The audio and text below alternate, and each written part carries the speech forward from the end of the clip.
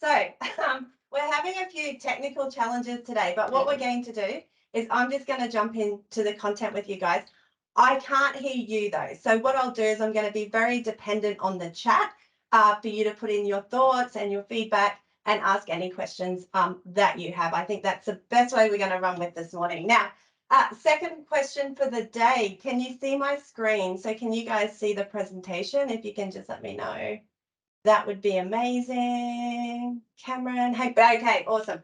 So as I said, thank you very much. I am just going to run off the chat today. I don't have your audio, but I'll definitely be keeping an eye on the chat as we go. So thank you, Helen, for that amazing introduction. And I think if anyone is looking at how to use LinkedIn, these guys are a really great example of both best practice in application of profiles and content, and they've done a really amazing job on LinkedIn. So my purpose today is just to take you through a bit of training on how you can use LinkedIn for your business. But before I do, I just want to share a little bit of a story with you. And before I do that, I am just going to make sure my chat is always up. That way I can see you. Just give me a second. Great. There we go. Excellent. All right. So I'm going to make sure I've always got that up so I can answer any questions that you have. But before I start today, I guess I wanted to share a bit of an experience that I had. So earlier this year, I worked with a person, and for the purpose of today, we're going to give him an alias. But when I first talked to this particular person on the phone, they gave me a bit about their background and their experience, and they kind of felt really frustrated because they knew that they were really good at their job and they knew that they did a really great job for their clients, but they just weren't getting the opportunities that they thought that they should have, or opportunities that reflected their particular skill set and experience. So what I did do is jump onto Google, and we put his name into Google, and what came up, and as I said, we gave him an alias for the purpose of today, but when we popped a name into Google, what came up first was his LinkedIn profile. So I would suggest for just about everybody here, if you were to put your name into Google, if you were to put your business name into Google, the very first thing that is going to come up is going to be your LinkedIn profile. And that's really because now more than ever, we're in this world of digital first. So a place where people will learn about you online before they meet you in person. There's been a lot of research, and there was actually a book by Mitch Joel called Control Alt Delete. And he talks to this concept that people will learn about you online before they meet you in person. But he actually then goes on to explain that, this actually becomes an anchor point for them. So it's quite difficult to change that perception once it's been formed.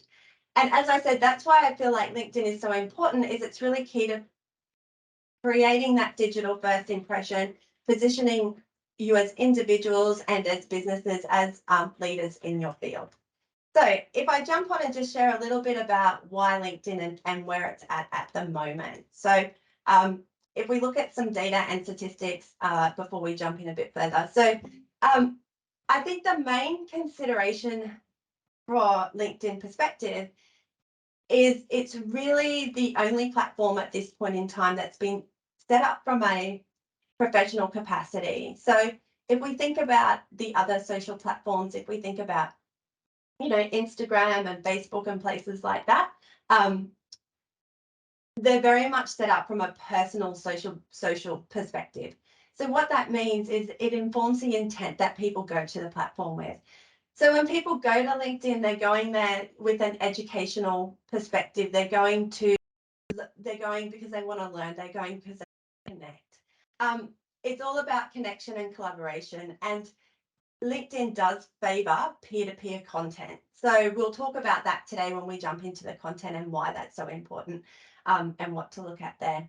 Hootsuite did a report and shared that it was 3 times more trusted than any other social platforms, and our users are typically in a higher income bracket. Again, if we kind of look at the state of play of LinkedIn at the moment, there are more than 57 million companies on LinkedIn. There are more than 800 million professionals across 200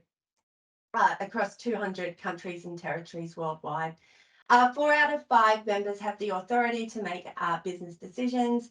And currently, as of December last year, 12.7 million Australians have a LinkedIn profile. So I guess based on the work with Locatrix and the information that Helen has shared with me, absolutely feel like it's a very relevant platform for you all here today. If we look at it from a marketing perspective, so 95% of B2B content marketers use LinkedIn. Hootsuite, again, pardon me, this was HubSpot, shared that LinkedIn was 277% more effective at generating leads than other platforms, and it has a higher conversion rate. Now, what I would overlay with all this data and statistics is it obviously depends on your type of product and the type of service that you have. So service-based offerings and those type of businesses tend to sit nicely on LinkedIn. So another big advantage that I see on LinkedIn really right now is still the opportunity for organic growth and visibility. And again, that's something we'll be talking about today. So thinking about, if we, again, look at other platforms, if we look at Facebook, if we look at Instagram, it's very challenging to get views on your content without having to pay.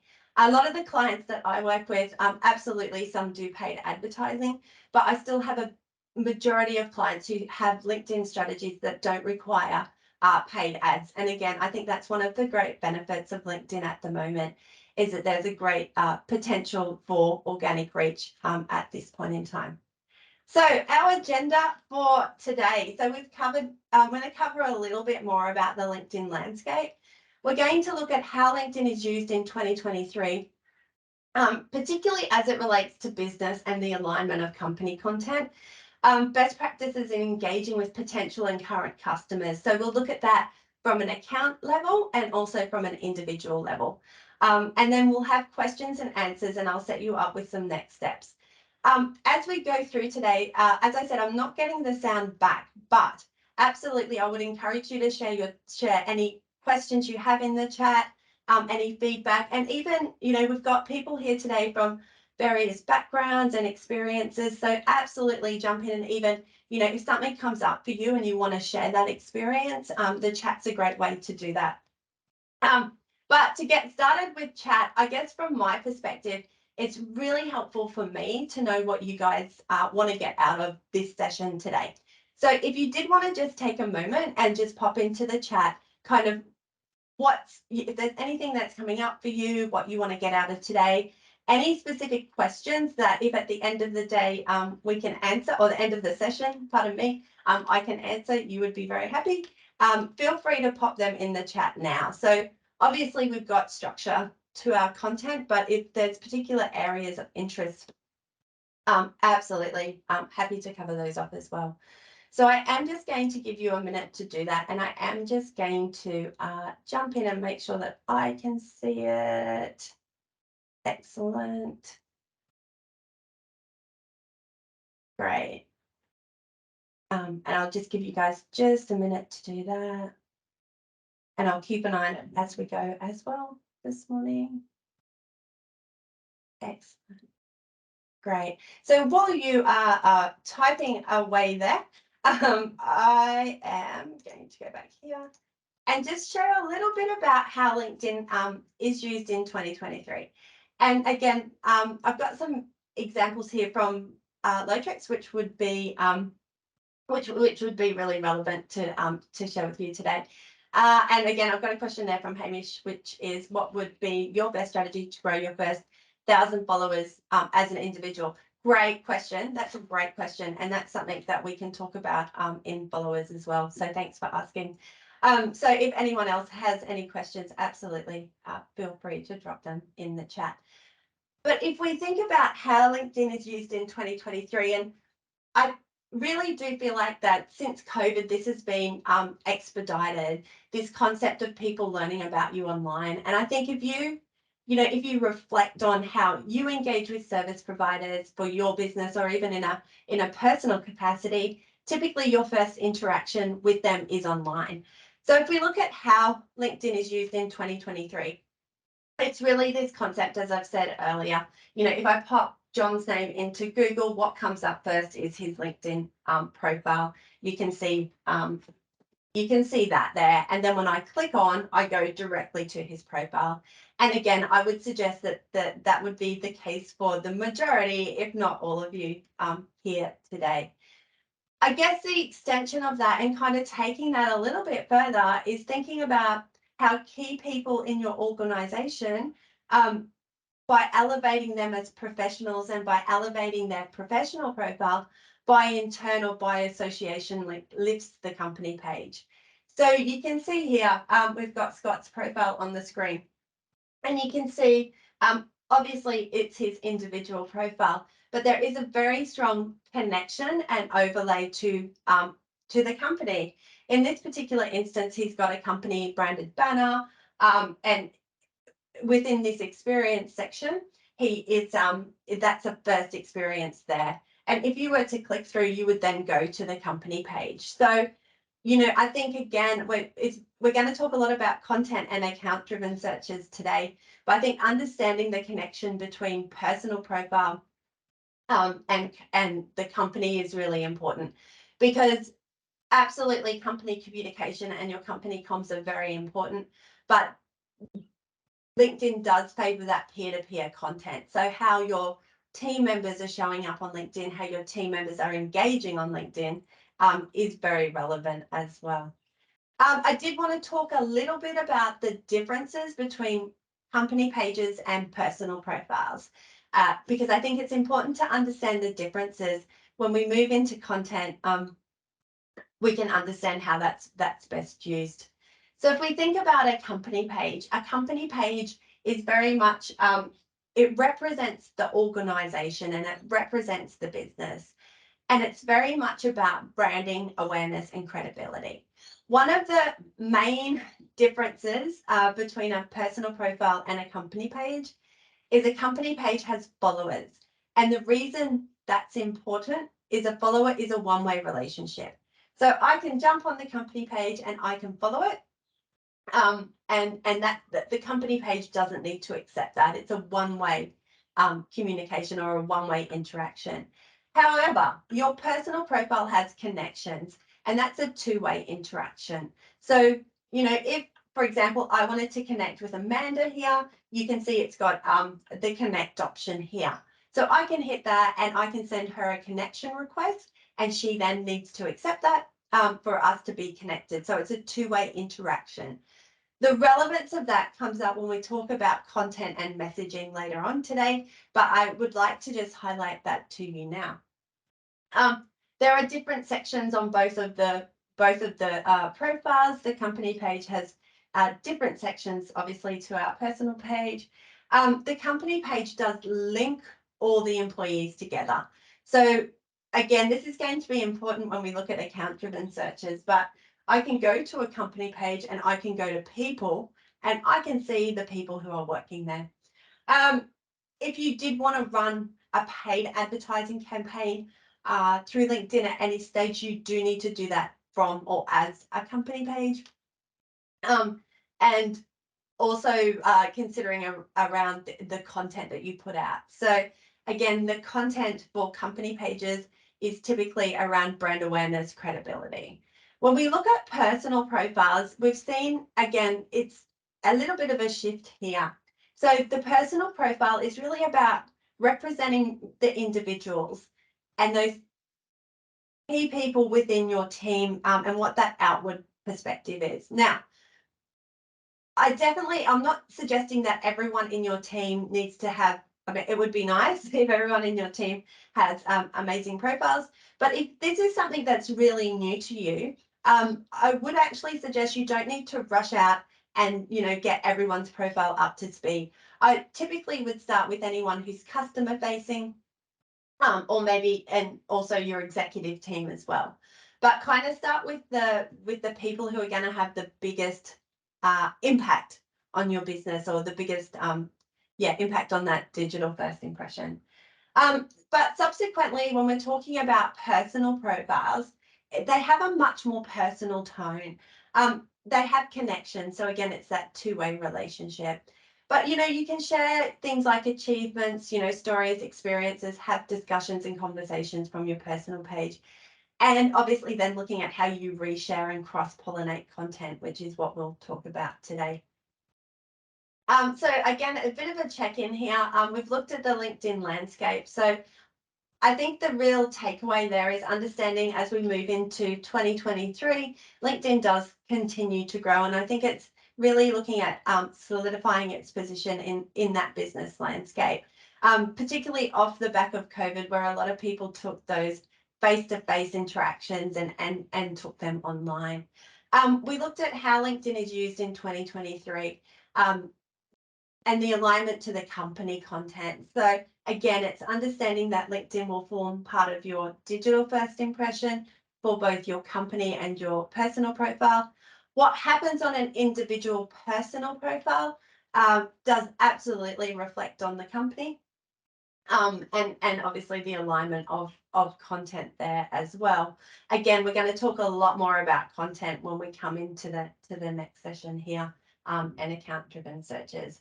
As I said earlier, feel free absolutely to put in any questions into the chat at all. So whether it's about what we're talking about now or a question that you would like answered today. So if we kind of move on, so if I think about, I went too far. So I do have a worksheet, and if you don't have it, I can get Helen to send it to you after today. If you don't have it at the moment, you can still work through these concepts just on a pen and paper and write down notes. But whenever you see this little symbol, just making sure that means that we're reflecting on something and we're writing something down as well. So if we have a look at content, again, it's thinking about, are you as an individual and you as a company, are you sharing content that's really positioning you as a go-to in your industry? And again, if you're comfortable sharing that in the chat, absolutely. But if you're not, maybe just have a bit of a check-in now and go, okay, what content are we doing on LinkedIn, whether it's key individuals or company pages? And what does that look like in particularly for your situation? And the reason I ask this is I think this is a really important statistic. I've talked about organic content with LinkedIn. And as of 2022, so this was a statistic that came out in November last year, LinkedIn had 810 million users worldwide. But the interesting statistic here is that only 3 million users share content weekly on LinkedIn. And that's weekly and consistently. So that's only 3.75%. So typically what we find is that people are consumers of content on LinkedIn. So they'll go onto LinkedIn, they'll consume content, and they might like something, but they're not consistently creating content. And the benefit of if you do is that then you are in that 3.75%. And the key here is absolutely consistency. So, people who are creating content consistently is very relevant here. So in 2020, which was, again, if we look at that in relation to COVID, content creation went up 60%. So again, we've seen a lot of increased activity at that time. Companies and individual members generated 60% more content in 2019. And also audiences and their conversations climbed by 55%. So even though we have seen a significant increase since 2020, there is still a lot of opportunity on LinkedIn for your organic content. And again, if you leave today with only kind of one takeaway, I think it would be understanding and appreciating that you can get a lot of visibility on your organic content on LinkedIn. Obviously, if it's optimized for platform specific, because the content we see on LinkedIn is different to other platforms, but there is amazing opportunity for organic content visibility. I think the overlay on this from my perspective is it's really your opportunity as leaders in your field, in your industry, to have a voice on LinkedIn and to have a point of view. So what I mean by that is your clients, your community, your network, they follow you for a reason, and they want to hear from you, and they want to know what's happening in your business from a professional capacity through your personal profile. People want to hear from you, and they want to understand, your point of view, and they come to LinkedIn with that intention as well. So understanding they come to LinkedIn with that work hat, with that professional hat. They're really there to be, connecting and engaging with their audience. So again, I would get you just to kind of consider how easy do you find it to comment and create content on LinkedIn. And the reason why I ask that again is I'm not necessarily going to get you to respond, but I do find people find this particularly challenging. So I want to take you through a couple of frameworks that will hopefully help you on your journey. So the first one is if we're looking at how we're going to level up our content. So typically I find this is the journey that people go on. And if I say to someone who's reacting to publish a piece of content, they are going to typically be quite resistant to that. So I find for individuals, it's really identifying where you are in this process. And then I would just encourage you to take the next step. And then once you're comfortable with that, take the next step from there. So if you're new to LinkedIn and you're not engaging with content and you're consuming content, again, probably a really easy place to start would be reacting. So that would be going through LinkedIn just to start with. Again, if this is something that's very new to you, going through and liking, and reacting to content. And that can be content from your peers. It could be content from your company. It could be content that relates to one of your pillars, and we'll talk about pillars today. But just kind of start with that. Now, if at the moment, if you are already reacting to content, I would then encourage you to start making comment. So typically a comment would come from a personal profile because again, it's that peer-to-peer communication. I very rarely will comment myself as a company page. It would be more of if the company was originally tagged or there's some point of relevance. But from a conversational perspective, or from sharing thoughts and insights, that would come from typically a personal profile. Now, if you're at that stage where you're reacting, you're maybe comfortable with comments, I would then encourage you to share content. And again, that can be content that's, curated, so content from another source that you're sharing. So again, it can be things that are relevant to your industry. And we'll look at cross promotion today as well. But, sharing that content is the next step because you're starting to put some thoughts around that. If you're really comfortable with that, then you can come into posting, and that's where you're, from kind of here, the last two steps is where you become more of a content creator. So you're doing your own posts, you're finding things that are interesting and you're sharing it with your network before jumping in to publish. And that's really where we look at, writing your own articles and copy. It might be, for example, on your company page, you can have a company newsletter. So it might be kind of going down that path, depending on where you are in your business and your business journey as well. So again, I'm not necessarily going to get you to share this one in the chat, but I just maybe do a bit of a check-in. Okay, where am I as an individual? And where are we as a company page? And what does that look like? So what are the benefits of doing this? So why are we looking to level up our content? First of all, it helps to build relationships. So if I'm sharing content or if I'm engaging with content from a company page or a personal profile, it really does help build and solidify that relationship. I will kind of, again, overlay this here is that there does need to be authenticity with it. So, if you're liking something, if you're engaging with something, yes, absolutely, it's going to help build the relationship. But you still need to actually like it and be happy to engage with it. So there does need to be that level of authenticity with it as well. So just being aware of that.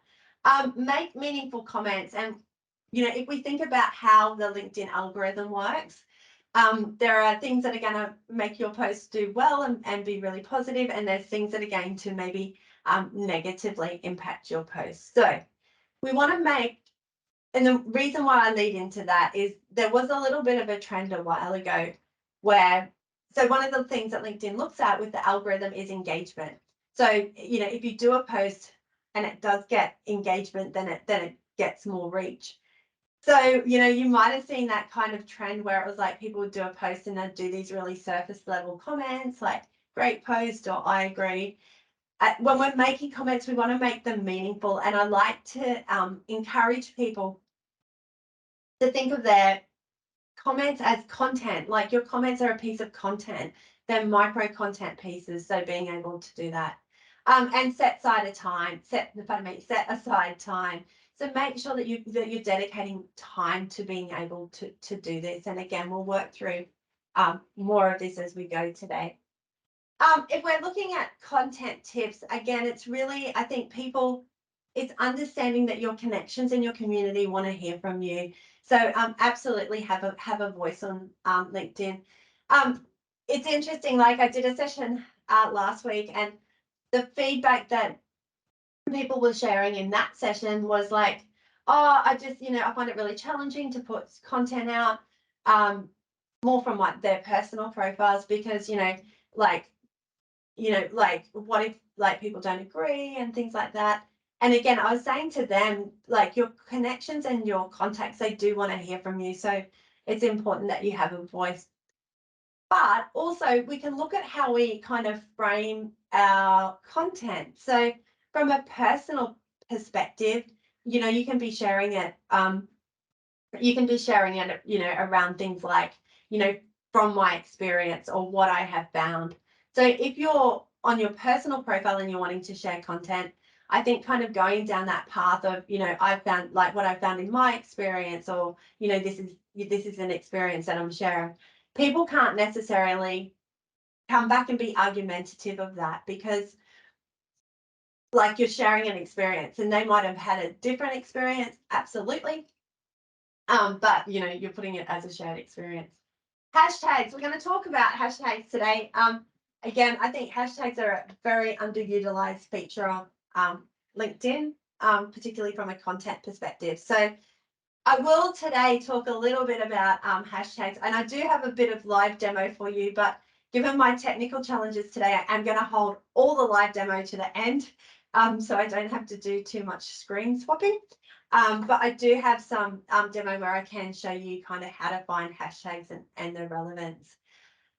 Ask and answer questions. So again, both from a personal profile and a company page, a great way to engage with your community is to be asking and answering questions. I have a small networking group, and part of what I did with that particular content for them is put out like a question, which was, you know, if someone was new, what advice would you give them? And then I got a lot of comments off that, which was great. And then I was able to take those comments and create another content piece and say something along the lines of, you know, we asked our community what their top tips were and here's what they shared. So again, asking and answering questions is a great way to engage with your content, connections, sorry. And it's also a really great way to create some content pieces and then allowing you to cross tag. And again, that's something we'll go into today. But in that particular example, anyone who, you know, contributed to that post, I asked their permission to take those tips and put it in the new content piece. But then I was able to tag them in and then they're engaging back. So again, we'll kind of look at a bit more of that today. And shine the light on others. So this is one that's really good as well. So this is thinking about, you know, I find that sometimes people struggle to create content about themselves. But again, and even sometimes their business, you know, if you can be shining the light on others. I've seen some great content pieces where a particular company on the company page will maybe, you know, showcase particular customers. And it's about making that about them. So it's not what it's probably easier to explain what it's not. So it's not kind of tagging someone and say, hey, we're working with this guy, these guys, this is what we're doing. It's making it about the client. So you might say on your company page, you know, working with client ABC, they're doing great work in, and it's great to see they're doing this. So you're and obviously the overlay on that is you would need their permission, and this needs to obviously comply with any internal process or social media policy that you have internally. But the concept, I think, being that, you know, you could do some really great content pieces from your company page around shining the light on. And like I said, it could be clients. You could be doing some great posts about your clients, you know, tagging them in, obviously, if you have the permissions, etc. You know, it could be your community. It could be if you're, I know that there are some businesses who have a charitable community aspect to their business. So again, it can be like, it's not saying, hey, we support these guys. It's saying, you know, these guys are doing great work with. So again, just making it all about them. And what you'll find is, as a result of that, those people will engage back with you because you are making it about them and making it really, really positive. So being aware of that. So content pillars. So if I look at like Locatrix as an example, so I would encourage everyone from an individual level and a company page, again, and this might be something that comes really easy to you and you can write these down right away. This might be something that takes a bit of reflection. But I think about your company page and also think about your individual profile and identify 3 topics that you want to be known for. So I guess some tips around this. These can change. So sometimes businesses might do this on a quarterly structure or an annual structure. But for the purpose of today, we can talk about this as a quarterly structure. That's the first thing. These for a business page will typically align with your business objectives and your business goals. So we want to work to a top-down strategy. So what that means is we need to identify the business goals and the business objectives and be able to map that down into your content. And I think understanding the relevance of content to reach out. So, and I'm going to come back to this in a second because I think it's important just to talk about the content, like why we're doing this. When we go to do reach out, when we go to do those account-driven searches, people will come and you do that reach out. People are going to come to your profile and they're going to look at your content. So this is basically setting a really great foundation. So when you do that reach out, people go, oh, you know, who is this person? They come back to your profile and they're like, yeah, this person knows exactly what they're talking about. So that's kind of the point of relevance and importance. And again, looking at it from a personal page perspective and also a company page. If it was a personal profile, you would have, say, as content pillars for key people within your organization or business, you would have the company page as one, and then individuals might have 2 others. So for example, you could have your company page content as one, and then another pillar might be, you know, a particular area of industry that you're particularly interested in. It could be like I've seen business leaders who will have their company page, and then the next pillar might be leadership, and then the third one might be something else like entrepreneurship or something like that. It could be your company page and a particular industry. It could be your company page and you have a particular interest in safety or environmental, that's something that's important to you, or sustainability or something like that. So again, I would encourage you all to think about 3 pillars for both your company page and your personal profile. Again, if they come really easy for you, that's great, but I do appreciate that sometimes this takes a little bit more of reflection as well. So again, I'm not going to get you to share them because sometimes they're a little bit personal to people, but if you do want to share them, you're absolutely welcome to do that. But I would actually encourage you just to write, at the very least, just write them down so you've got them.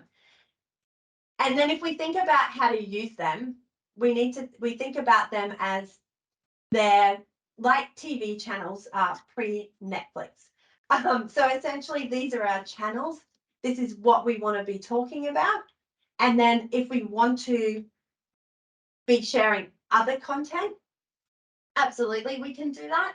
But they're like ads. So we want to stay on point and on our content there as well. So again, I'll just give you a minute. Hopefully you've been able to do that while I've been talking away about it. Kylie? Oh, I can hear you. Amazing.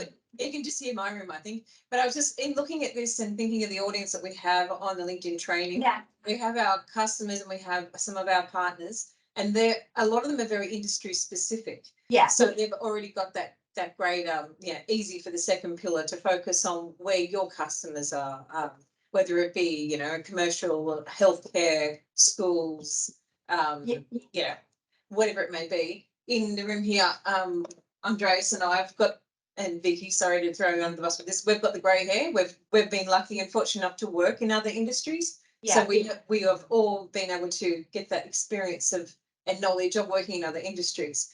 But I would say to the younger audience here that maybe have only been in this industry to think about one that interests you, whether, a lot of you, I know, most of you are very interested in technology. Some of you are interested in sports or whatever it may be. But that is good, having something second and third to help with your engagement and get the audience in and interested in your content that you're sharing and posting. Yeah, absolutely. Yeah, 100%. Yeah. I think that's a really nice summary. Thanks, Helen. Thanks for jumping in. And I'm glad that I can hear you. Yeah, absolutely. And again, it makes it like when I first started this, there was a big kind of push from companies. They just wanted individuals to be all about the company. And I think we're really moved away from that. Absolutely, the company is important. And that's why it is one of the 3 pillars. But people want to connect with you as an individual, as a person. They want to know what you're about.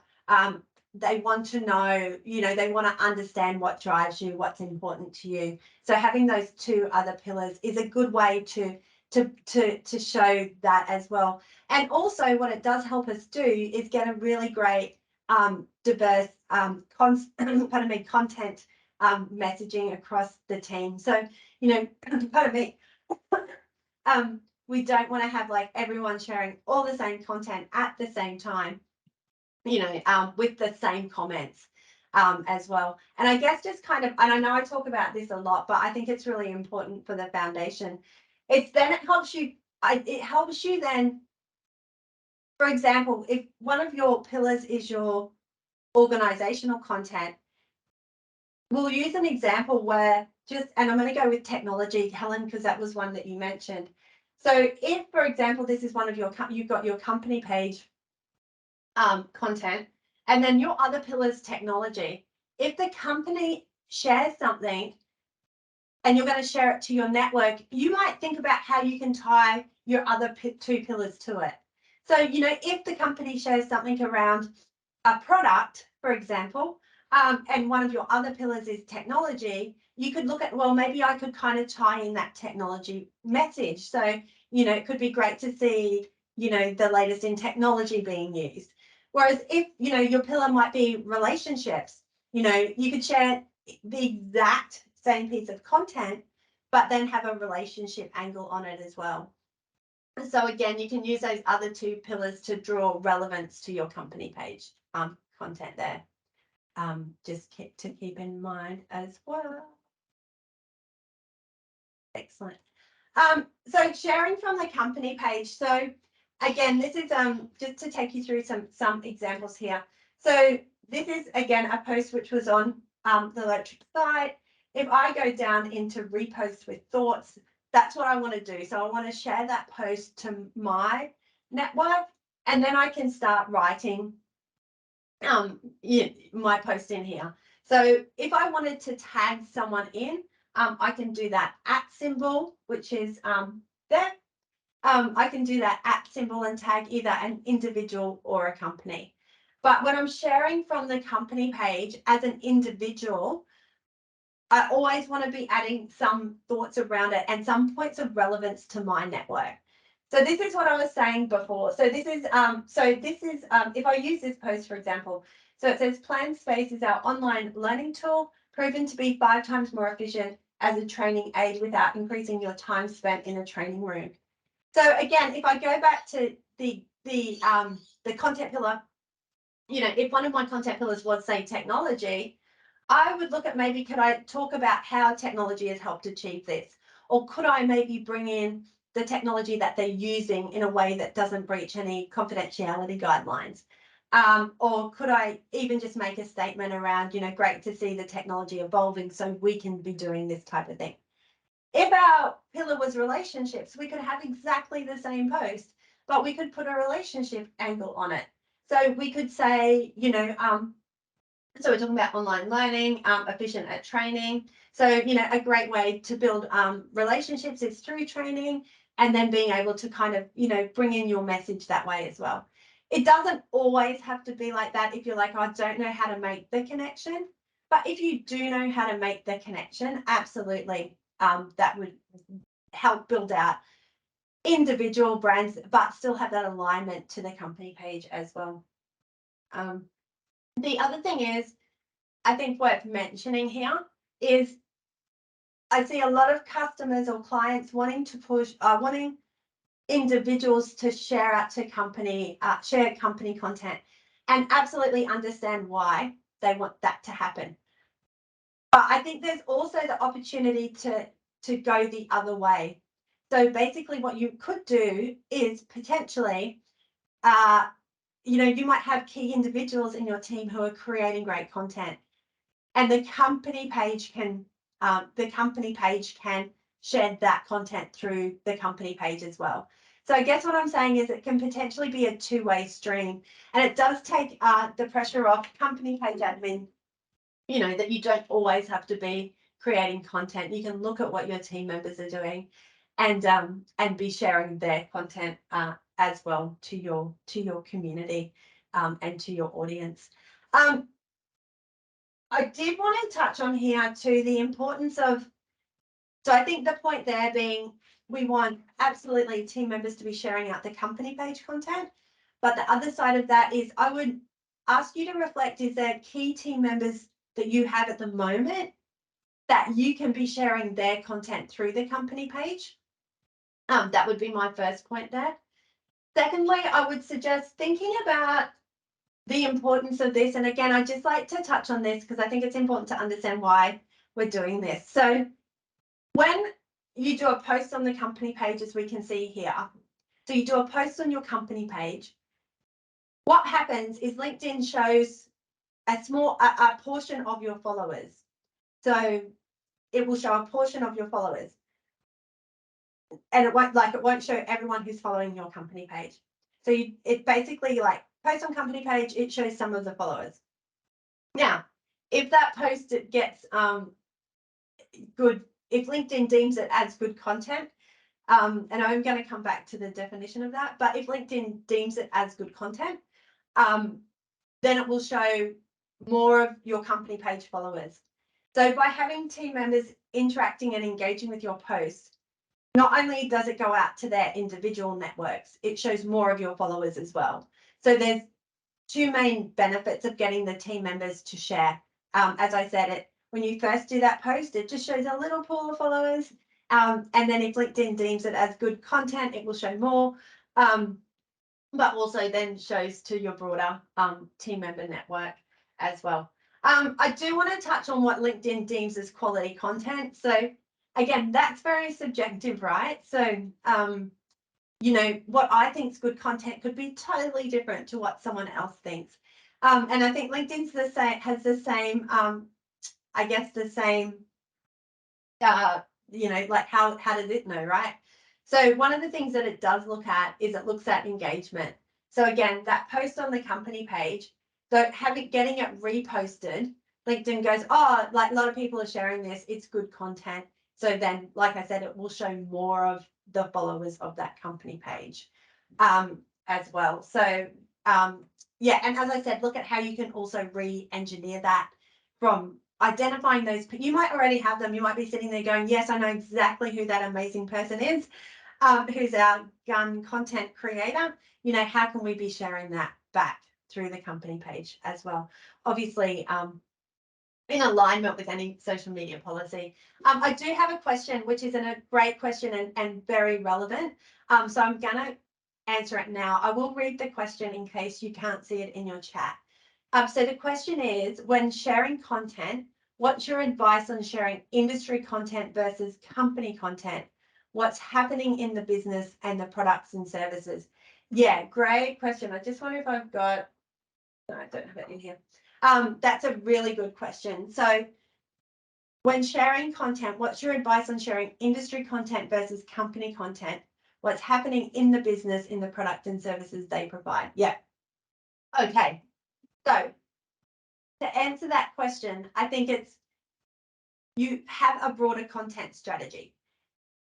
And before we kind of go into that, I think we kind of think about how people engage and buy. So there's a basic sales funnel where people go through awareness, consideration, and then decision.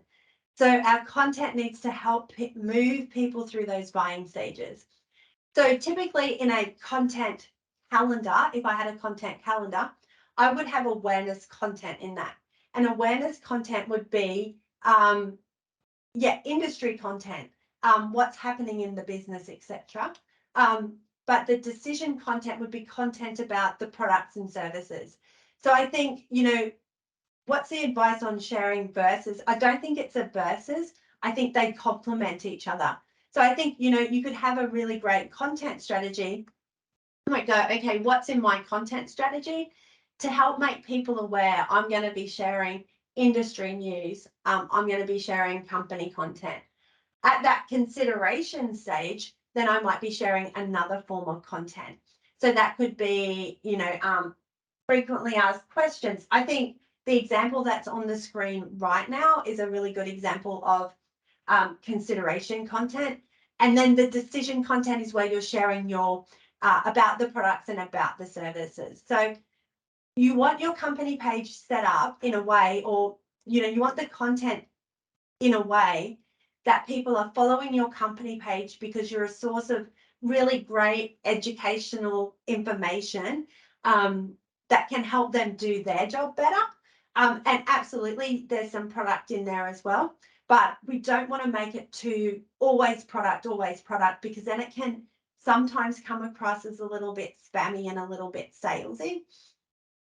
So I think in answering your question, I don't think it's a versus. I think there's a place for both industry content and company content and products and services, but just kind of laying that out in a really nice balanced way.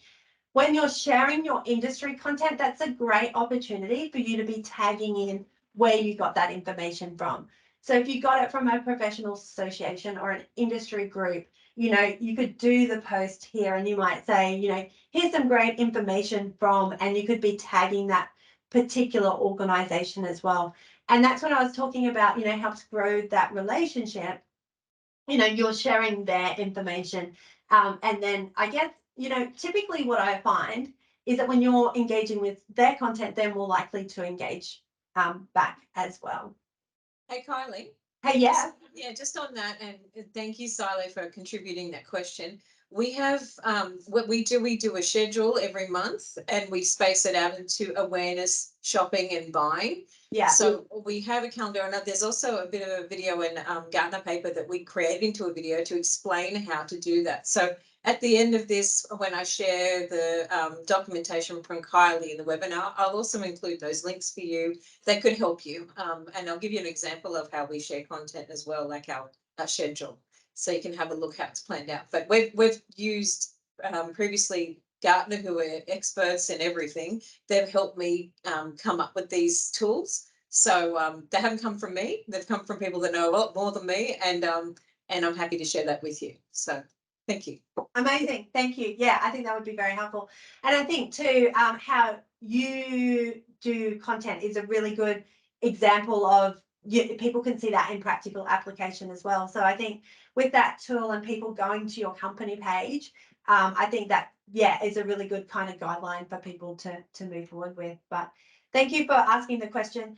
If you require any clarification or, you know, additional response around that, just let me know in the chat, or if there's something you want me to go over again. But really, that was a really great question. Excellent. And then our cross promotion. So again, the same sort of thing applies.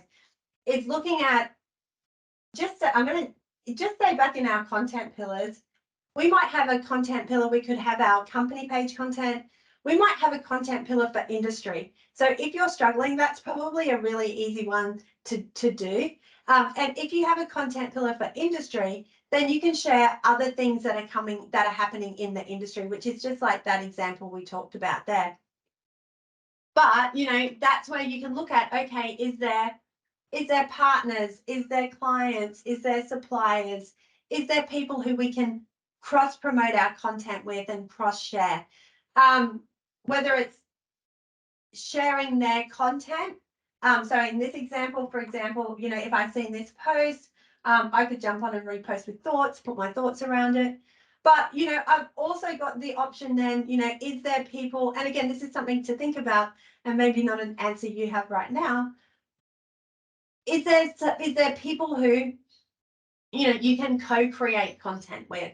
And again, thinking about what that looks like. People who are suppliers, people who are in your network, customers, etc. There might be those opportunities where you go, look, you've got some really great content, we've got some really great content, and how do we bring that together? And it can be co-authoring content. So it might be, co-contribution, but it could also be just the sharing of content, but in a way that shines the light on who you're sharing. So again, if I was going to share this, I'm not going to say, hey, I'm doing all this great stuff. I would be saying, wow, it's amazing. Locatrix has got this new tool, and it's really, I worded a lot better, but it's really great. And so again, it's really, shining the light on those people.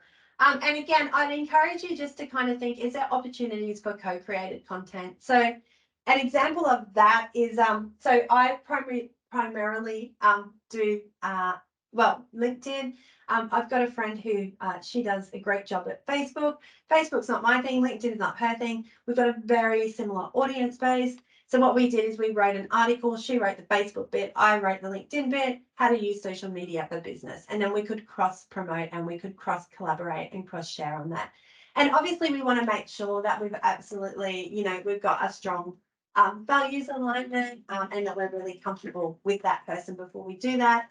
But that was an example where I've done that personally, and it's worked quite well as well. Okay, so hashtags. I want to talk a little bit about hashtags. Now, I am going to try. Can you see my screen has changed? So can you see LinkedIn at the moment? Yes, excellent. Thank you. I think some of it's a bit easier to kind of show you on demo, and I was going to hold it at the end, but since you can hear me, I thought I'd be I would be able to go to a screen. So, okay, so LinkedIn wants us to stay on LinkedIn as long as possible, and that's kind of, and I guess that's with all social networks. Now, I do want to talk about hashtags. So, from a structure perspective, LinkedIn likes between 3 and 5 hashtags on your posts. So for me personally, I'm following these hashtags. So this is new LinkedIn feature. This is Brisbane. That's a certification that I have. They use a hashtag. And I'm following, if I go into here, there's other ones I'm following as well. But I'm following these hashtags. So I've sent LinkedIn a very hard signal that that's something that I'm interested in as a consumer on LinkedIn. So therefore, if there is a post and it has one of these hashtags, I am more likely to see it because I've said, hey, LinkedIn, this is something that I'm interested in. So when we're creating our content, so I'm just looking at this one here, insurance broker premium tender. So when we're creating content, we want to make sure that we're using hashtags our ideal audience would follow. Sometimes we use hashtags that are specific to us, which are not necessarily ideal. So thinking about what your ideal audience would follow. Now, if you want to do hashtag research up in the search bar here, if I do a hashtag, and then you can see it starts to bring up things of interest. If I say do marketing, and I do need to click on it, you can see hashtag marketing. It's got lots and lots of followers, and it's got the posts which have been using that hashtag. And then from a user perspective, I can follow it as well, right? So that's an option there. And that's going to help shape what I see in the newsfeed, because I've said to LinkedIn, hey, this is something I'm really interested in. So what I do suggest people do is think about your ideal audience and maybe have a think about what hashtags they would use, but maybe also do a little bit of a search up here on what their followers are. Because sometimes if I do say hashtag, let's do say time. Okay, so this is interesting. We do hashtag time management, and I think it's going to get a lot. Also 11,000. But I could do a slight variation of that. And if I look at time management skills, that's got a lot less, right? So that's got only 246. So you would then likely use time management over time management skills. So again, I think if you're managing content for your company page, I think it's a worthwhile activity just to go through and do a bit of a search on those hashtags and just make sure that they've got the following that you expect. And like I said, sometimes it's just a little change that can make a big difference. Now, there is something else I do want to show you from a hashtag perspective. So just bear with me. I'm just going to change it on my other screen, and then I'm going to bring it back to you. Just go to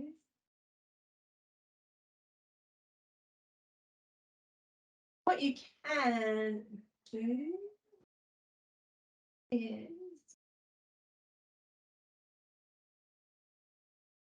here we go. All right, so I'll just bring it back over in just a second. So on your company page, you can have community hashtags as well, or well, under community, you've got hashtags here as well. So you can add up to 3 hashtags that matter to your page. And then what you can do is then that will invite you into conversations, or it will flag those conversations for you as well. And I'm going to come back to company pages, so I'm just going to reduce that for the time being. But yeah, I think thinking about hashtags, thinking about what hashtags your ideal audience would follow, and then maybe making sure that you do a bit of research there as well. And again, that's just marked as an activity, and I did go through that. So just while we're on LinkedIn, I will just show you this. Sometimes people say in these sessions, oh, I feel like LinkedIn's getting a bit like Facebook, and I'm seeing things that I'm not interested in. And yeah, and that sort of stuff. So if you're feeling like that, there is things that you can do in your feed that are going to help, make it a more personal, I guess, a more relevant experience. So one of those things would be following those hashtags. So identifying those things that are of interest to you and following them. And you can see here, as I've showed you, I've got these ones here. Now, when I am on LinkedIn as well, so Helen here has done this post. Now, what I can do is I can unfollow Helen. So if I'm like, oh, I want to be connected to her, but I don't want to see her content, I can unfollow. And that means we'd still be connected, but I'm not going to see anything. I can say, I don't want to see this. So I can say, I'm not interested in the author, in the topic. I've seen too many posts. It's old or something else. So I can also go onto there and start to do things like that, which help tell LinkedIn what I want to see. Now, if this was offensive, I could also report it. So this is where I'm reporting the post. So that's where I go through here and why I'm reporting it. So I'm obviously not going to go through that process because that's fine. These ones here with the I don't want to see it, they don't get a notification of that at all. But they, yeah, but it will just affect what you're seeing in your feed. And you can remove connections. So again, if I wanted to not be connected, I could go in here and remove that connection as well. So again, if you're kind of feeling like, your LinkedIn's looking a bit too much like Facebook, you can kind of just start to, when you see those things, I don't want to see them. And it does tend to shape it up pretty quickly, because LinkedIn wants you to stay here as well. I do want to spend some time now talking a little. I just want to show you some features of a company page, and then we're going to look at connection, and then we're going to look at the account searches. And Hamish, I do see your questions as well. So best strategy to grow first 1,000 followers. So I definitely want to talk to that. And perfect profile. Yeah. So I might talk to perfect profile. I might talk to company page, and then we'll talk about content and account driven searches. And as I said, any questions, do put them in. Now, since I am on a company page, I will kind of show you there are some elements of a company page which is worth considering. So these are a couple of things that are new on company pages. If I do this one as viewers member, you can see here we've got what's called a LinkedIn lead gen form. Now, this is something on a company page. You don't need to pay for it. It's a feature of the company page. And basically what it allows us to do, so this is an events page. If I do get started, you'll see it automatically populates my details in here. And then I would submit and send it. So if that's something you do want to put on your company page, when you're in admin, if you go into your admin tools, sorry, over here, edit page, sorry, go back over here, go to edit page, and then this is here, it's called the lead gen form. So that's how you put that one on. And the call to actions aren't necessarily, there's only 4 options, which is quite limited. Contact sales, request free demo, get free file, or get started. So I've done get started. You do, because you're collecting data from LinkedIn, you do need to link this to a privacy policy, which I've got here, and then the headline and then the body of the text. So that goes in there. And then what happens is if someone fills that out, it comes up. So I've had no one new, but it would come up here as a new lead. So that's something you can put, if you don't already have, you can put that on your company page, and it helps to capture data of people who come to your company page. Some other recent changes to company pages. I wanted to show you commitments and workplaces. So you can add commitments to your company page through here. So these are 5 commitments that you commit to as a business. At this point in time, it is only letting you pick from these 5. I would expect that would change. But if I'm saying one of my commitments is social impact, I do need to have evidence of it. So I do need to, for example, have a something on a website or something like that that does demonstrate that commitment and resources there as well. So that's something that's new, and I'm not sure how it's impacting really what the longer term impact of that is. My thinking is it's going to be around searching, so people will be able to kind of search around that.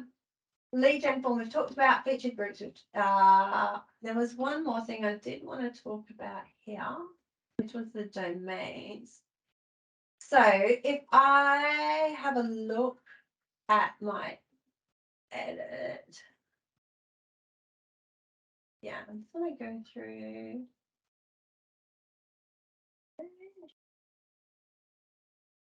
Excellent.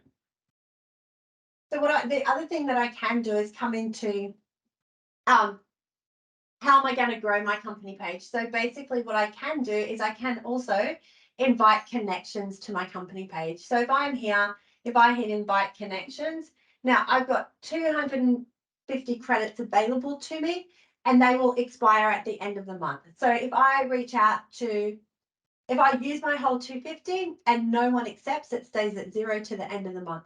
But if I reach out to 250 people and 100 accept that request to follow my company page, then what will happen is I will get those credits back. So maybe though, as the admin, you might not have, like for my client accounts, me being admin, like my connections are probably not best for them.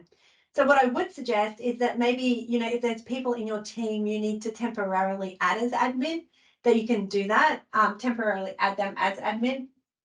and then they can invite people to the company page or to follow the company page as well. There are also a lot of, and we won't go into it today, but there's some amazing data and analytics available to you off your company page. So things like followers, and you can export it, and there's all graphs and things like that. There's content. So again, you can kind of, see how your content is going. And then there's also a competitors tag as well. So again, you could set that up and see how it's going in relation to, new followers and things like that. So again, if you haven't kind of played around or explored that analytics, I find them really kind of interesting to have a look at as well. So you've got that there. And then the final thing I do want to show you on company pages is under admin tools, as well as managing domains. So I don't have it set up on this one yet, but essentially what we can do, and I think this is a really great update on LinkedIn, is what you can do is you can turn on verification for domains. So that means that someone needs to have an at your URL. So for example, at and then the web URL to be able to access my company and post jobs. Now that's at the moment, but I'm hoping LinkedIn will roll this out further so that it'll cross over to people who are connected on your company page. Because sometimes what we find, and we don't have it here, but we, you find other people connected. So I feel like that domains is maybe a step in the right direction to being able to manage that. Now, there is I did say one thing before, but something just came to my mind that I do want to show you, because I think, again, it's very relevant. LinkedIn is also allowing you to set up a LinkedIn newsletter from a company page as well, which is quite new. So again, I could create a newsletter here. I can call it whatever I want to call it. And then I could have a newsletter on my LinkedIn company page. So why am I going to do that? Well, I might already have a newsletter already, and it's just another channel for me to get my content out. You can then always see those newsletters on the company pages. But if I put a newsletter through LinkedIn, what happens is if I subscribe, so I will just go and show you on this one. So this is my profile. I've got my newsletter here. When people subscribe to it here, what happens is when I do my newsletter, they get a notification, but it also goes into their inbox, so they do get it as an email as well. So again, just a couple of things to consider. I guess maybe the disadvantage there is that you don't necessarily get the analytics and the data that you would get from, say, a email delivery service, but you still have some options there. Now I'm going to use Helen as a volunteer. Thanks, Helen. Because Hamish did ask earlier how to create a perfect profile. And again, I think there are definitely some aspects of profiles which are really important. So I thought I might touch on those as well at this point in time. Like I said, I'm going to use Helen as an example. So I think what makes Helen's profile great in this instance is that she's got this created banner here. So if you don't change your banner, it's just kind of that grey, bluey kind of image. There are not very many visual elements on LinkedIn, so I think having a great banner is really important. I think that's a great example of a banner. Now, we've got her photo and we've got her name and we've got her headline. So if you don't change this, your headline will default to your job title and where you work. So if Helen didn't change it, it would just say executive manager, Locatrix. That's all it would say. But she's changed it. She's got executive manager, marketing, and indoor mapping. So she's giving a bit more insight into what she does. She's got some keywords there. And I guess if I think about why your headline is important, is it follows you everywhere on LinkedIn, right? So if we look at Bev here, who's just come up, I see her photo, her name, and her headline. So she just had a company page and where she worked. It's not necessarily giving insight into what she does. So she's got connector, business owner, facilitator, and mentor, and it gives a lot more insight into who she is and what she's about. If you look at Kim, sales enabler specialist, sales success coach, sales performance. Matthew has just got his headline, but he's added on-demand finance, growing small business. So I think the question that Hamish asked is, how do I create a perfect profile? I think great headline, great banner. Think about your headline because it will follow you everywhere. So even, if we look at the comments, people see your photo, your name, and your headline. It's what comes up in search. If profile is really new to you, if you just change your headline as a starting point, that's a really great point. But again, I think if we look at Helen's profile, it clearly communicates what they're about, and she's connected into the company page as well. As at the end of today, we've got our 5x5 challenge, and that's basically where I can send via Helen 5 things, a list of 5 things that you can do for 5 days that only take 5 minutes.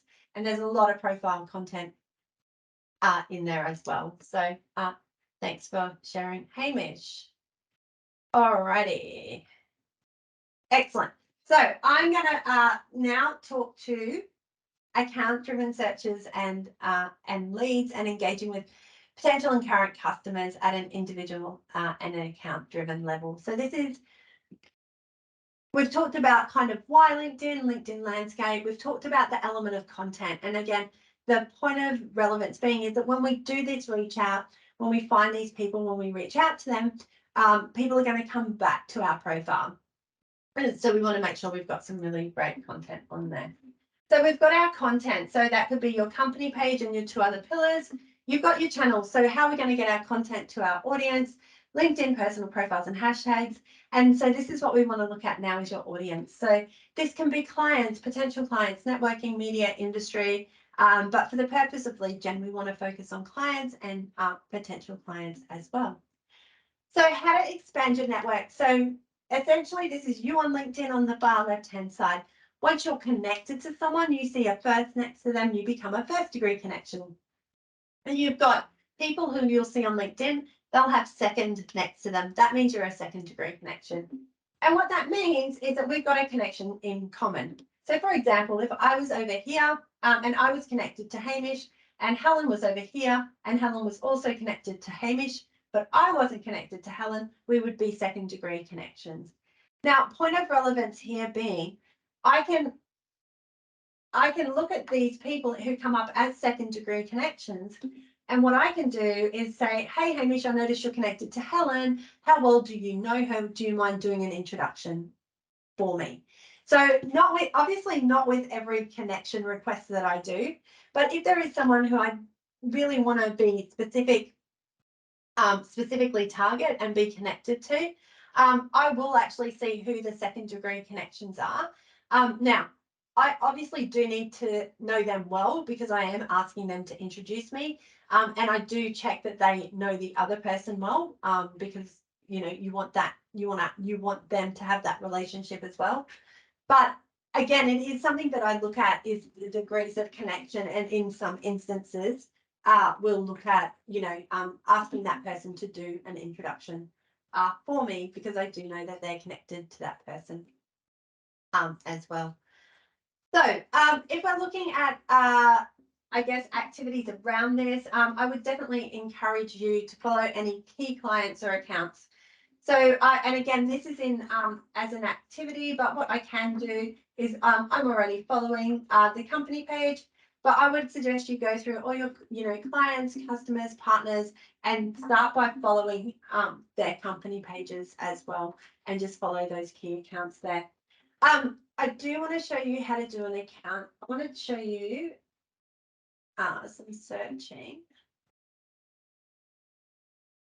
I am going to just share. There we go. There we go. Excellent. Alrighty. I'm just going to pause. Sorry, I've just lost my chat and I just want to make sure I can see it. Excellent. So I can see if you guys have questions. Okay, so account-driven searches. So if we think of LinkedIn, I think one way to think of LinkedIn is it's just a big database, right? So individual profiles and company pages and articles are all pages or all like files in a filing system, and that means that we can search on them. So there's a couple of ways that we can search. So we can do what's called an account-driven search. So for example, and I'm going to use Woolworths specifically because they do have a very lots of staff. So if I say search Woolworths group, Woolworths, there we go. I'm going to get people, companies, jobs. I get all these search results, right? But I might go companies because I want to look at that particular company. And I might go, okay, I want to target this particular company. Again, this is what I would call an account-driven search. So if I'm on this account here, I can jump into people and I can do a search within that. So I might go, okay, I want to target like HR managers in here, and I can do that. And then it's bringing up a list of HR managers in here as well. So again, and I can kind of break that down even more. I could look at location.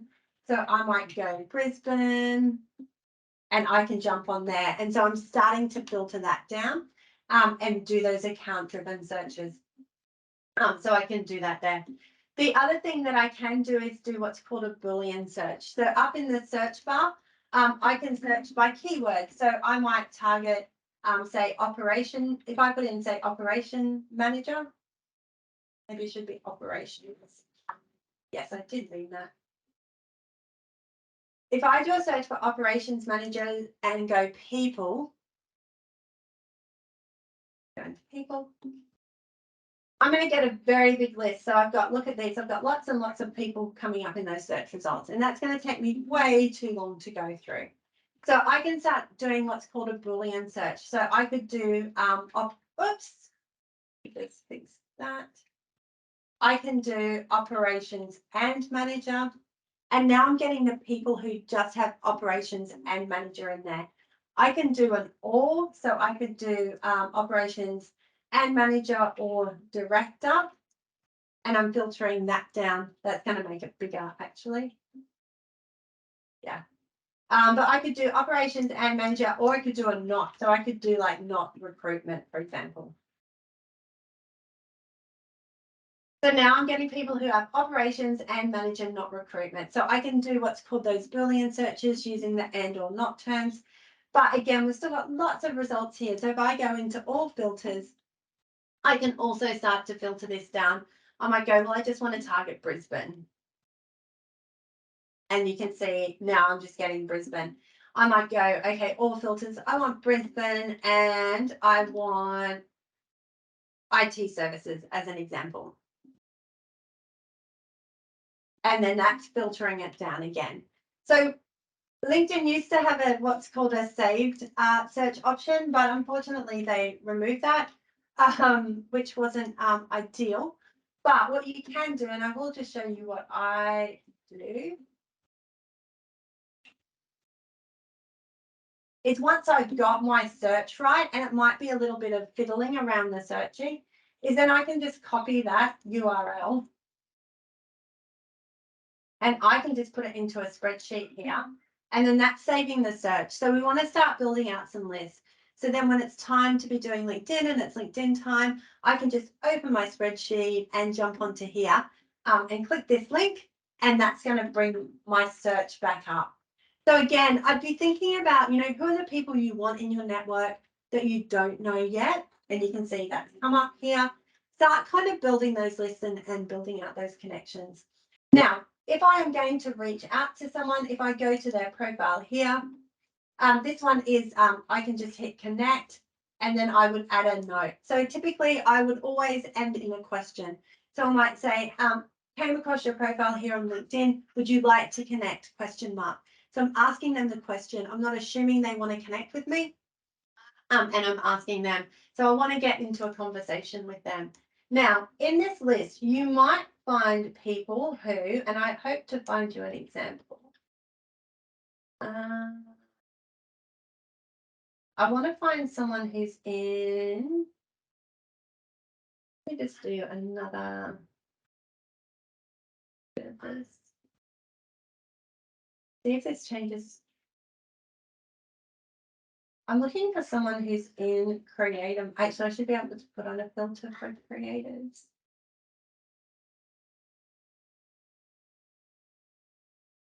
As followers of a creator. I might come across someone who.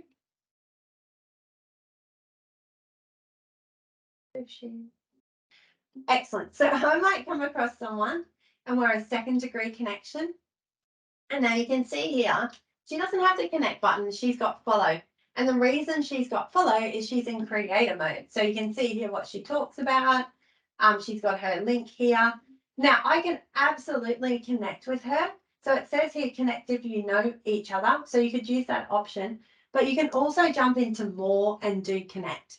So if someone is in creator mode, it does switch this from follow to connect. But you can still absolutely connect with them. So jump onto here or jump into more and do connect. So you do have those other two options there. If you do want to do that as well. So let me just go back. Alrighty. Yeah, so as I said, to find people, we can either do our account-driven searches. So when we know the company name, we can go to the company and we can search within those people, or we can do search up in the search bar for our keywords using our and or not. So yeah, like safety and manager as an example. So you've got different ways to search there, and then copying those over if you want to be able to share them as well.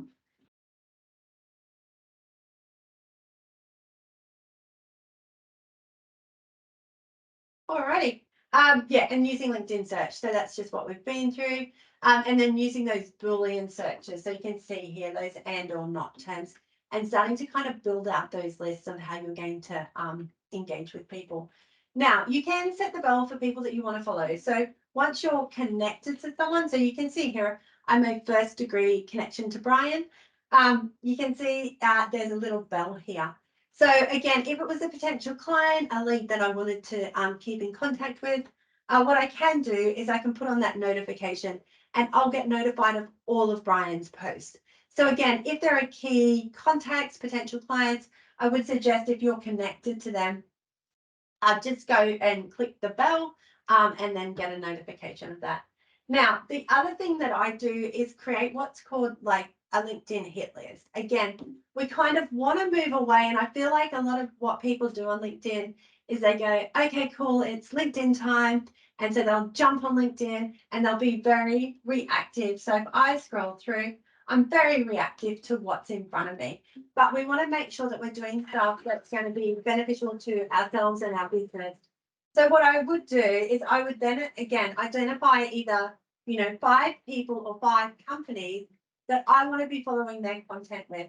So say, for example, let me find Daily. If he was one of them, what I can do is I can go to his profile and go to see all activity and click on posts here. And then I can copy that and I'll just show you how it works. So this is my spreadsheet with my searches. And then I might call this one content. And I can paste that in there. So I might maybe pop. So I might pop him in. Let me find someone else. Jocelyn. Down here, all activity.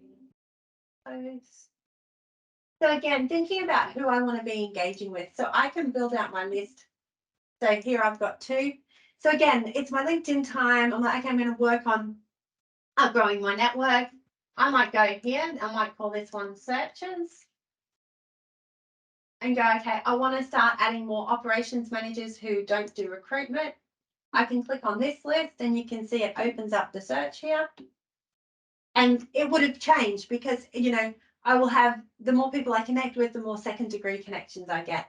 and then I could go through and see if there's anyone here I want to connect with.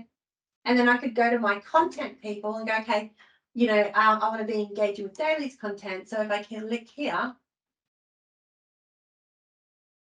I can go straight to his post. And it's a really easy way for me to kind of scroll through and see, okay, is there anything I want to comment on? Is there anything that I want to be engaging with?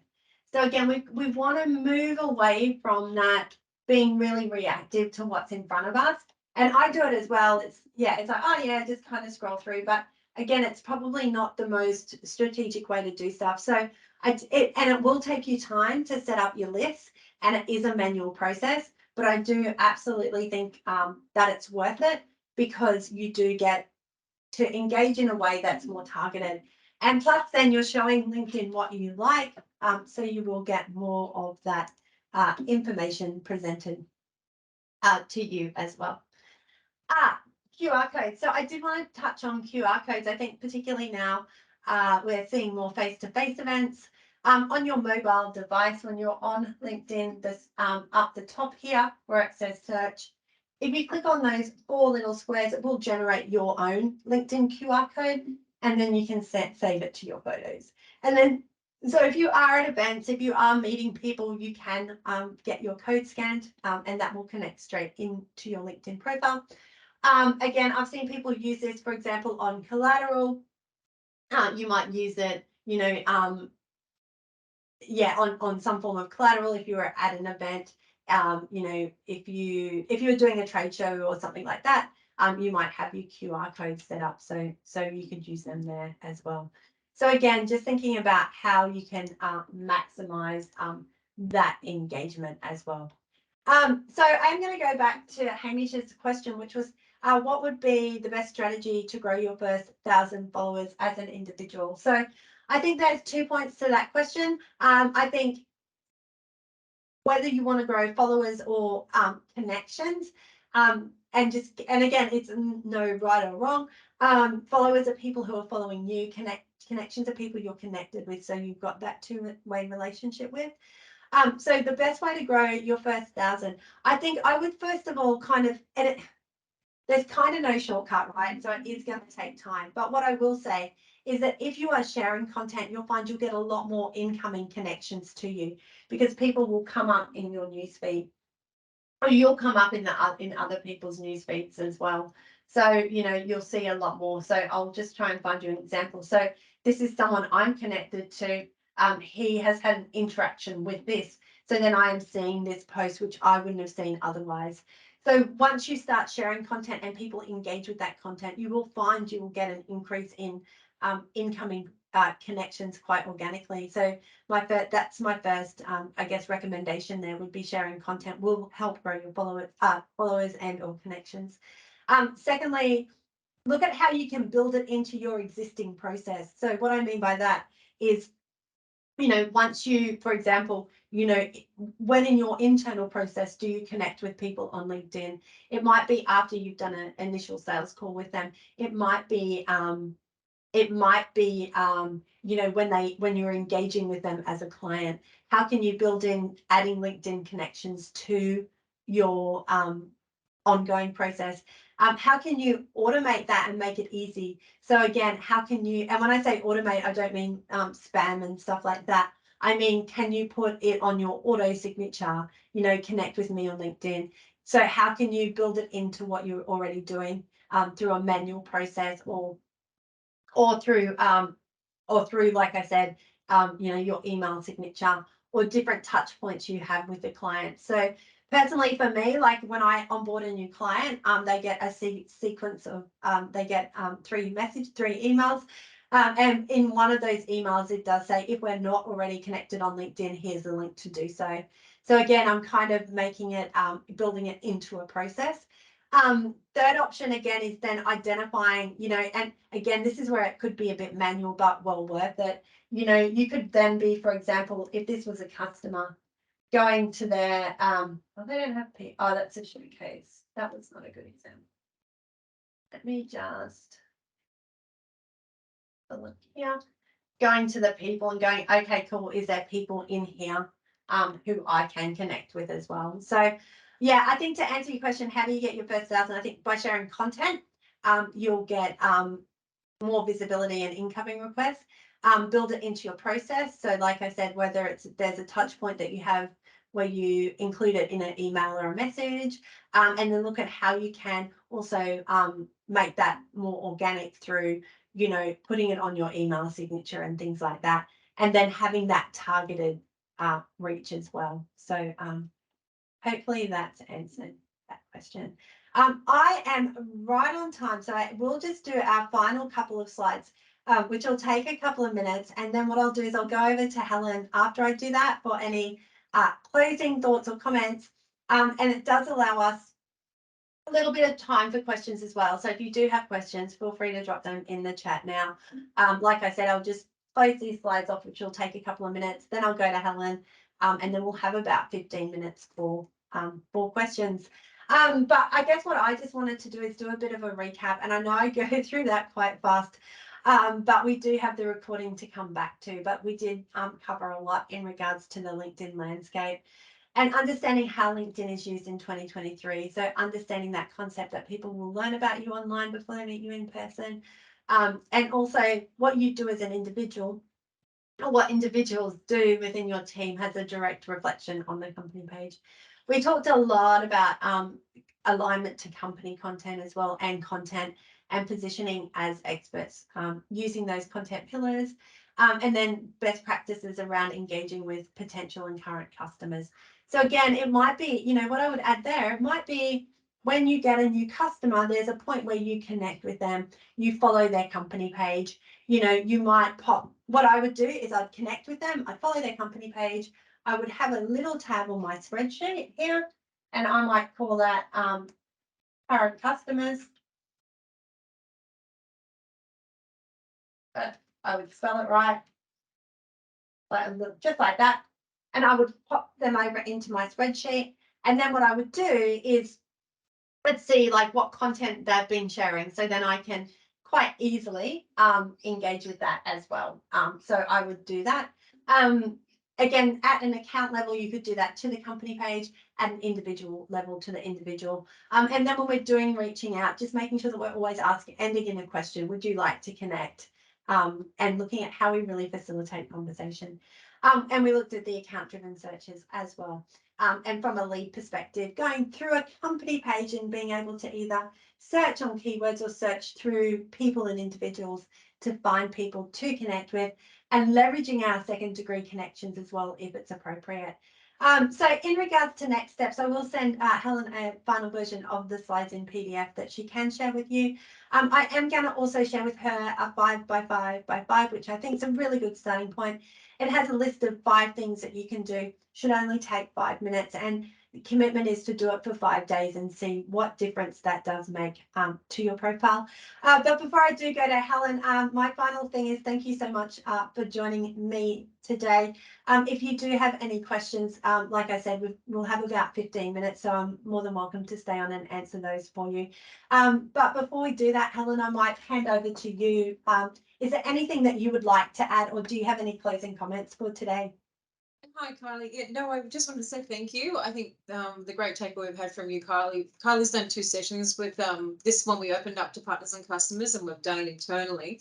Kylie's a great person. If you're interested in getting more of your staff and your business using LinkedIn more and less reactively, more planned and more strategic. She's very reasonable. She's great to work with and accommodating. So there's a little plug for you, Kylie. She also does some free webinars. If you follow her page, I think you do once a quarter just to provide. Yeah. LinkedIn does change. It's they just do an update, and it does change a little bit, and it can get you a bit lost.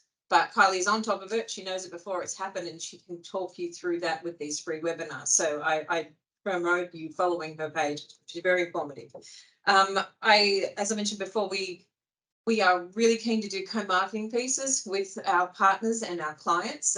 You would have seen on our page in the last couple of months, and we've always sort of tried to do this, whether it be a business, a case study on how we operate with your business, or where we've had wins together in addressing an industry that sorely needs some technology in which we're able to provide as a partnership. So very happy for you to contact myself, Vicky. We're a marketing team that's here at the moment. The rest of the room are our sales team. So if they're not already following your pages as account managers, I know they'll be connecting with you immediately after this. So that's really good. So any support you need, if you're struggling to just creating content, maybe you don't have, we have Hamish here, and Vicky's very good also at creating. You would have seen on the LinkedIn, our LinkedIn page, we have posters of just telling a story in an image, or a what do they call that, with a slide through things, the carousel. We can help you with that. So please get in contact. Your success is our success. So we're really pleased to help you where we can. So that's all I have to offer, but I just want to say thanks to everybody who gave their time up. I hope it's been beneficial. I will follow up with an email with a recording, also with the awareness shopping and buying little video that we've created, just to help you understand how to structure your plan, your social media posts throughout the month. So you do hit your customers with the awareness first, then shopping, that's more like a case study, and then buying, here's the answer. So it's very important to take them through the journey. Otherwise, they just don't understand when you hit them straight up with product. Like, why would I need that?